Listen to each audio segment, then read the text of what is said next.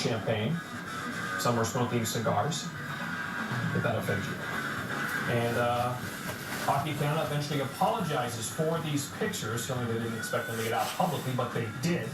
And so Hockey Canada apologizes for the celebration that did involve alcohol in the celebration. There's an 18-year-old on the team as well. Here's IOC's reaction. I don't think it's a good promotion of sport values. If they celebrate in the changing room, that's one thing, but not in public. We will investigate.